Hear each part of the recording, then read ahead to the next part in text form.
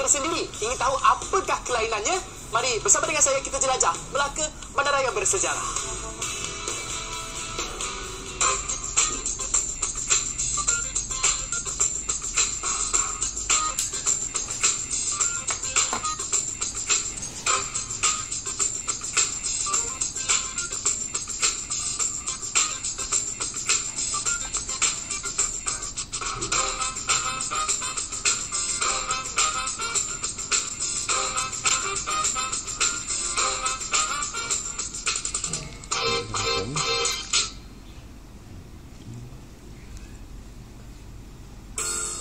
Melaka, surat khabar lama.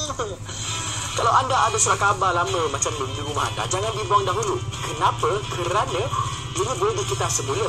Dan percaya atau tidak, ini boleh dijadikan sebagai bahan seperti kraftangan. Pelik tapi benar.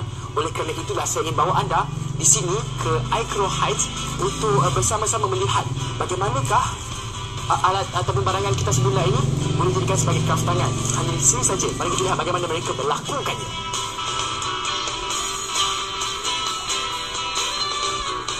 Assalamualaikum. Waalaikumsalam. Apa? Sihat bang? Sehat, alhamdulillah. Boleh duduklah, tapi maaflah. Tempat sempit ya. Yang penting saya dah sampai tempat dah. Ya. Sebelum tu ni saya dah bagi ni. Saya dah pergi jalan tadi. Itu. Kesian orang buang kan. Anda tahu boleh Terima kasih lah banyak-banyak untuk benda yang berharga ni. Tambah dia punya koleksi kat sini. Ya. Terima kasih banyak. Ya. Yang saya muskil ni kan, saya nampak sini produk rotan. Mana produk surat khabar ni? Bukan rotan. Iya, bukan rotan. Betul. Benar. Pegang satu. Siap. Surat khabar. Wah, tak percaya mata saya ni. Boleh jadi macam ni ya? Iya. Surat khabar boleh jadi macam ni. Serupa macam rotan juga. Malah mungkin lebih cantik dan lebih kemas daripada rotan. Ya. Tapi itulah, saya rasa ramai yang tertarik sebenarnya bagaimana surat khabar ni boleh dijadikan sebagai gelung-gelung ataupun orang kata macam rotan juga. Jadi mungkin abang boleh tunjukkan sedikit demonstrasi. Okey, boleh. Nanti sekejap ya. Saya tunjuk pada lipatan dulu. Itu surat khabar saya bagi tadi? Yang tadi bagi tadi, awak bagi tadi dengan saya. Okey, tunjuk pada apalah, coba dulu.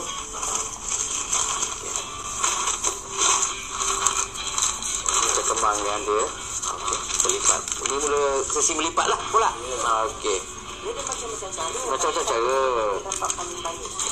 Itu dah beza dia. Okey, dah saya lipat. Inilah cara dia. Dapatlah ini. Bila kita dah potong, dapatlah ini dengan saiz dia. Okey. Dapat cara-cara dia mengulung. Senang aja. Yang katakan yang tadi. Lidi tu tadi buat apa kan? Okey, kata buat pengulung. Inilah nama mesin pengulung. Mesin pengulung. Okey, right. Bila kata semua kita kena buat, lepas tu dia ada sapat dia. Nak kita nak gulung ni, kita kena cari. Dia kesan potongan. Okey, dah jumpa kesan potongan. Lipatkan dulu. Okey. Lepas tu tangan kanan ni kita akan atur paper tu ngam-ngam pada lidi tu.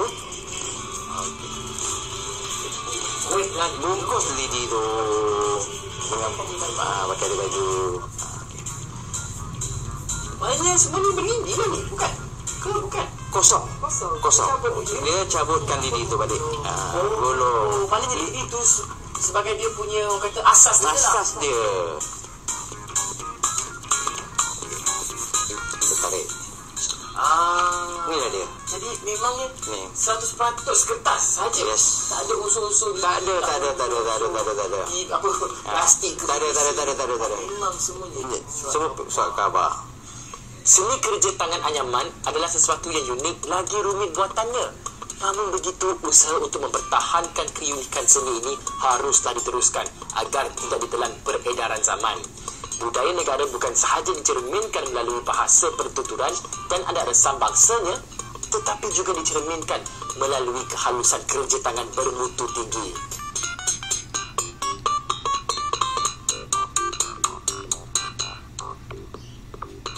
Tu dia. Saya pun dah menganyang-anyangkan sini kan. Dah sampai hasil macam ni. Nampak tak? Dia dah nampak dia punya bentuk tu. Seolah-olah macam gelas pada juga. Wah, rasa bangga pula saya buat macam ni. Saya katakan. Seni warisan yang unik ini wajar diberi perhatian, sokongan dan bantuan supaya dapat terus dipelihara dan dimanfaatkan bersama. Dan ini ada pantunnya. Zaman dahulu menganyam tikar, sunyi menyepi, desa terpinggir. Seni anyaman haruslah diajar, jangan tinggal sebutan di bibir. Buluh muda mudah dilentur, buat ampayan penyidai jala. Semangat juang belum luntur, seni anyaman jangan dilupa. Dia masa rasa ni kita nampak macam rotan, tapi kalau tengok berita ada tulisan-tulisan ni, berita hari ini, hari ini dalam sejarah, orang negara semua di situ kata-kata paper. Nampak ini masih ada. Jadi saya rasa terima kasih banyak-banyaklah kepada Abah Hasim kerana mengajar saya dan ada kesediaan untuk mengajar saya melihat bagaimana produk yang cukup unik bagi saya ni. Saya pun terpesona, orang kata teruja juga nak belajar. Terkesima sebab saya pun tak pernah tahu selama ni. So Abah pun boleh jadikan sebagai produk kraftan. Jadi sekali lagi terima kasih. Saya semoga berjaya dalam bidang ataupun dalam industri ni. Amin, insyaAllah.